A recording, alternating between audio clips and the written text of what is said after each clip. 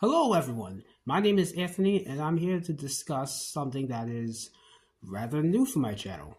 Or rather not, I suppose, because I have done some content like this, but maybe not necessarily this specifically. Well, actually, that's not true either. I did make another video about this about a year ago, but I put it on private, though it is available on another channel of mine on YouTube somewhere. And this is sort of like a sequel to this. So if you are interested in content like this, then feel free to subscribe and follow me on social media and all that jazz. So I'm here to talk about my experience, my journey in getting a diagnosis for autism and ADHD. Yeah, so I made a video a year ago about going on a journey with me to find out about that stuff.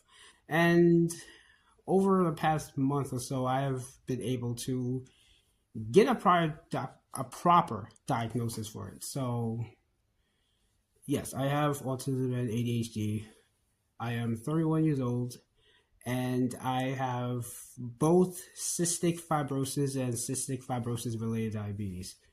So, basically, I just kind of want to tell my story about this, though this is still new to me, so it's just kind of talking about my journey of discovering this and going through it to try to find out how to get a diagnosis for it, because the journey itself was a little hard, but we'll get to that, I guess. So I guess to start, like I said, I have cystic fibrosis and cystic fibrosis related diabetes. And cystic fibrosis is a chronic genetic digestive and respiratory disease that affects other organs. And CFRD is pretty much like I guess it's supposed to be like a combination of diabetes 1 and 2, but it's basically, it comes from dealing with CF, because us as CFers, we have a hard time being able to gain weight. So we tend to eat a lot of like high caloric diets, and also food with a lot of sugar, and because of that, we also wind up developing diabetes because of it. So that's the stuff I have been having to deal with, like, for most of my life when it comes to CFRD, and all of my life when it comes to CF. And I was diagnosed with CF at birth because I have an older sister who also has those two things. So for the longest time, I just had to deal with that, and I think that's probably the reason why I never really went and got a diagnosis or even looked into it, because for the most part, I was just trying to live. I was just trying to survive. But looking back at it now, I realized that there was a lot of signs that I had that. But again, I just didn't really look into it. My family never really looked into it because, no fault of anyone really. It was just, just trying to make sure I survived. And because I was always the more sicker between my sister and myself, I was the one that was usually going to the hospital, like sometimes twice a year, even 3 times a year. I've even had a nasal surgery back in like 2005, I think, when I was like 12 or 13, whatever, and I had a bronchoscopy in like 2008, I think. So again, I had to deal with that stuff. Now, I went on the medication. Well, both my sister and I and some other people in the CF community went on this medication called Trikafta, which is like a modulator medication. They have a few of those, but Trikafta is like it's the latest one, and I guess you could say it's the best one out right now, I suppose. Though obviously there could still be improvements and all that, but I took that at the end of 2019, and since then it's definitely improved my health. So now I don't have to worry about the CF stuff as much. Still do, but it's made it more manageable. So I'm not getting like sick as much, and I don't have to go to the hospital like that anymore. And for the most part, I try to keep it that way. So because of that, now I've been able to focus on other things, like actually being able to really go to school. Although I was going to school regardless of getting sick and all that, but now I've really been able to focus on that. I've been actually able to get a job, and I've even learning how to drive right now. And on top of that, I decided to look into that. Now, when it comes to that, like, there was a specific, I guess, situation that happened with that. So I remember I was going to a school, and I was on my way out of it, and I was just kind of sitting with some friends. We were just kind of reminiscing of the first time like the first time we all met. And the interesting thing is, I was talking to these two people. One I was a friend, and one I was more like a friend of a friend, like someone that's like in the circle of friends, but not really like maybe like your personal friend, that kind of person. So more like an acquaintance, whatever. What was interesting is that both their first impressions of me was that I was autistic, and normally you think I probably get mad about that, whatever. But funny thing is when that happened, it just seemed like everything just kind of clicked. And I was like, wait, that was interesting because you have two people, one that knows me, I guess, decently well or whatever, and one that doesn't. And they both kind of came to the same conclusion. So I decided to, all right, maybe I should look into this. So I started researching it online, and I was like, wait, I think I do have the signs of this.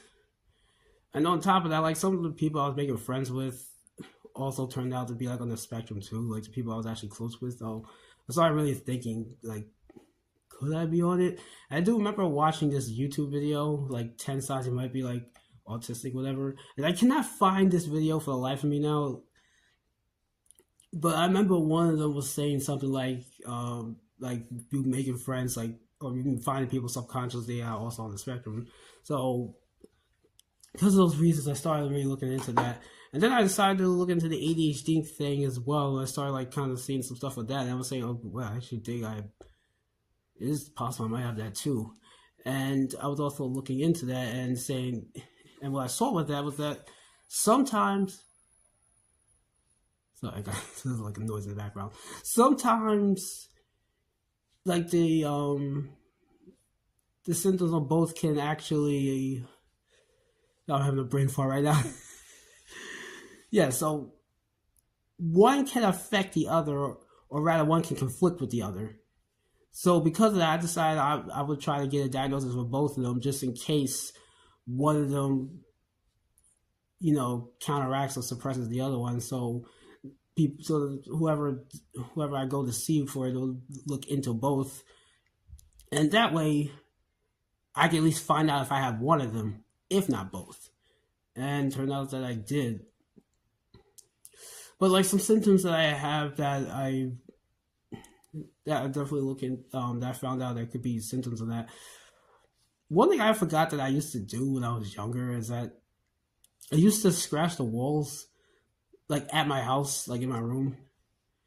Interesting thing is I never really did it like outside, but I was also kind of subconsciously knew that wasn't really normal, but I still like doing it, and I found out now that's like a sensory thing. And something I kind of been doing like over the past few years is also kind of like chewing my shirt or whatever. And unfortunately, I ruined a lot of clothes because of it, but that was something I was doing a lot. And I started looking into why I was doing that. And I remember when I started catching myself doing that, is when I was really feeling like stressed out or dealing with anxiety. So that was just kind of like basically a way for me to calm myself down.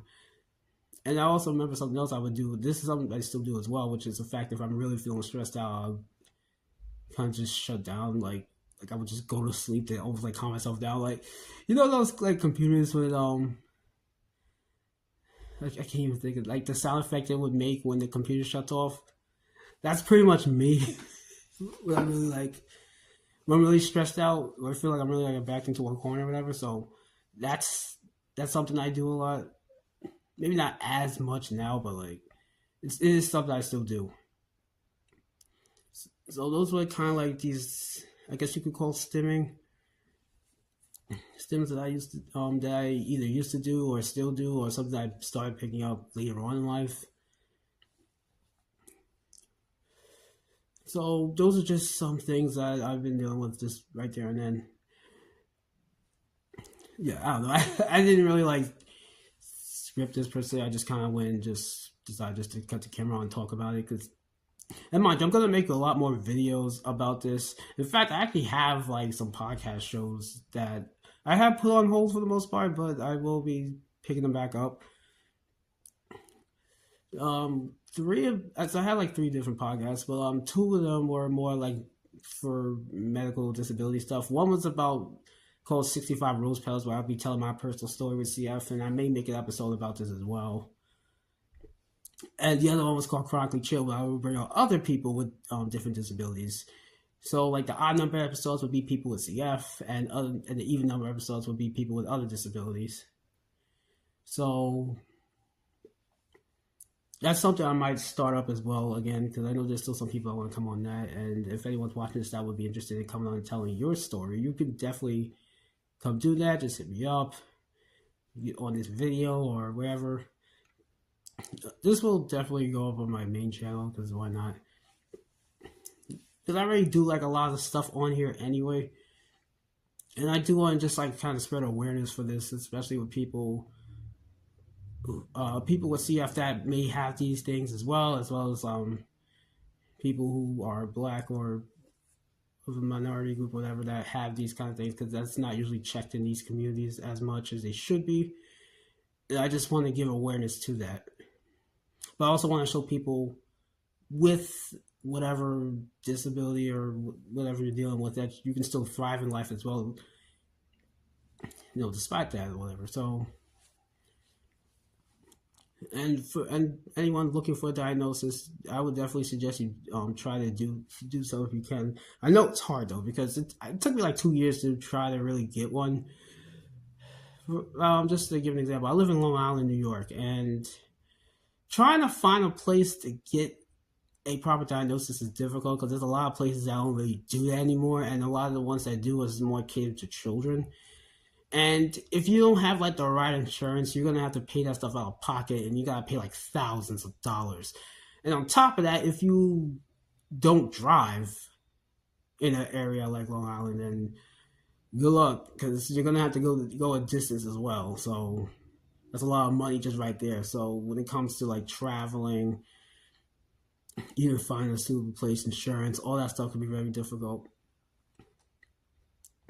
So I can understand why people, for example, self-diagnose, because I know there's people who can't find a place because of those reasons, or maybe they're afraid to do so for whatever reason, because it is a lot to deal with. And right now, I'm actually just dealing with it myself. For the past, like, I guess 2 years, I've suspected I probably am on the spectrum, which turns out to be true. I do find myself even kind of finding it hard to even tell people I know, even people I told I was even looking into it, which is kind of interesting, but I don't know. So I guess right now I'm just trying to, I guess, take that all in, and right now I'm just trying to figure myself out and just really trying to find myself as a person, so to speak. So if anyone is dealing with that, just more power to you, I guess. But that's just a little bit of my story. I just really wanted to like make this video just to kind of put it out there. Again, I'm going to be talking about this more down the line, because this is really just only like the start of it, honestly. Oh yeah, probably one more thing I'll talk about, just like the actual process when I finally did find somewhere. Because I remember I actually had scheduled an appointment like about a year ago, for just finding like a diagnosis of ADHD, and then they were going to recommend me somewhere to go for like one for autism. But then I wound up missing that appointment, mostly on my own fault, and I missed it like by like 2 minutes, or like, well, it was more like 10 minutes, whatever. But so I had to wait like a whole nother month, and I remember just being very frustrated about it, especially since the makeup appointment, well, it was only like a month later, but it was at a time that was very inconvenient. So, and it was on a time that I would eventually wind up having work as well, so it would make it just far more difficult. So I was just very frustrated. So I went and looked down to a bunch of places to try to find one, and I was able to finally find that place. But to make sure I didn't like mess that up again, I wound up paying out of pocket to go out there, because I use a disability bus to go around, which is like $4 each way. But I decided to like take a lift down there, and that was like $40 something. I was like, I'm willing to take the risk and willing to pay the money just to get there on time, or as close to as on time as possible, and just make sure I don't miss anything, don't mess anything up. I try to make myself as prepared as possible, but also just allow myself to be me.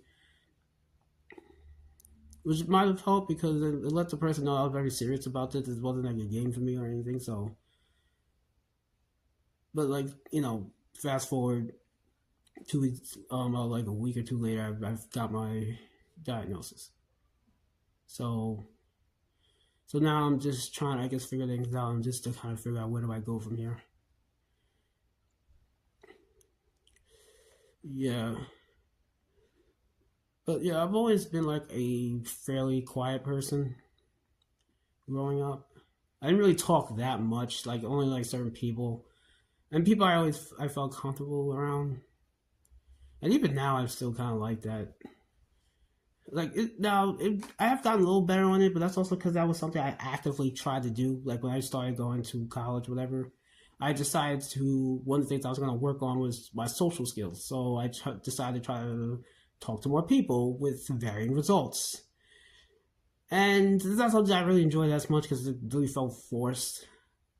And now I'm kind of at this place where I'm kind of more going back to being a little more reserved. Though I still go out to socialize for the most part, but at the same time, I don't go around like forcing a conversation. I don't feel like it's necessary if I don't need to. But like those are just, I guess those are just kind of few of the things I've always had to deal with, honestly. And you can probably tell with the video itself. And obviously, I'm not really scripting this. I just, like I said, I just usually just go on camera and just talk. Which is why, like, even with making videos, I prefer like make videos of stuff that I know of, like the subject, and I'm particularly passionate about. In fact, one of the things I would like to do, which I guess could be considered a special interest, which is actually making videos about like unbuilt highways and bridges and tunnels and stuff like that. Because that's something I just research a lot just for the fun of it. I even did a project for that for my communication class. And mind you, they only like the teacher only gave me like a week to do it. So it was like no preparation. Like even like the script that I had for it, I actually wrote it after I did the presentation. So I just did it off the cuff because it was just something I already knew. And I was pretty much writing about the whole failure of the Long Island Sound crossing projects. Something I personally think they should still do.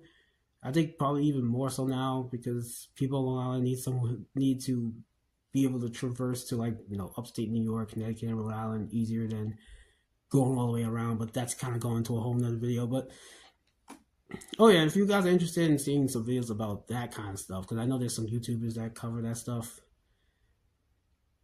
like Roadway Wiz and Mike something. But like, and shout out to those guys. But yeah, if you're interested in stuff like that, let me know. I also do like video game content. I've been streaming a lot of video game stuff on YouTube. I also do anime and manga content, and I don't know, a bunch of nerd stuff. Which is the other thing too, is that I always thought like a lot more of my social issues was because I was, just a nerd and again very antisocial, partially due to like the CF experience, which I think that's also why a lot of my family never really looked into it as much, just because I forgot to mention this when I was growing up. Because of the fact that I was always going in and out of the hospital, I would have to do homeschooling. And honestly, I did more schooling at home than I did in in the actual school, basically. In fact, when I was in high school, I did the equivalent of like 1 year in high school, really.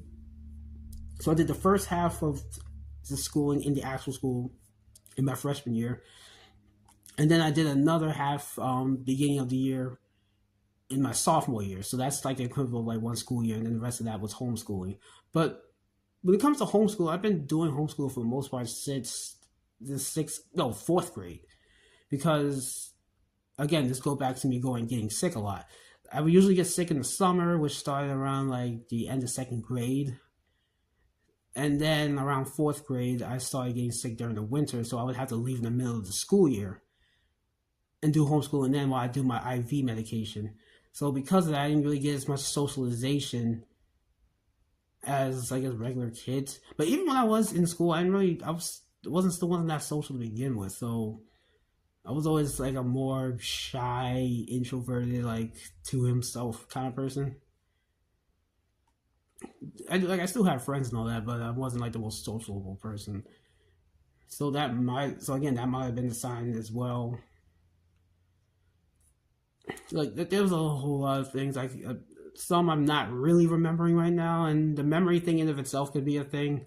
Because I also have terrible memory. I forget a lot of things. In fact, like I could walk into a room and forget why I came in the room, and that happens a lot even now. And again, thought like me and my family thought it might have been some of the medication I was taking kind of affected my brain, and maybe it is, but I think it's more of just that issue. So that, as well as the fact that I've made this joke before to some people that I have like, you know how you have like 120 like beats per second. I have 120 thoughts per second. So sometimes I'll be thinking something, and then as I start speaking, it kind of comes more jumbled out because, like in mid speech, I will think of something else to say while I'm in the middle of saying something. So I'll start a sentence and then finish another sentence as I'm saying it.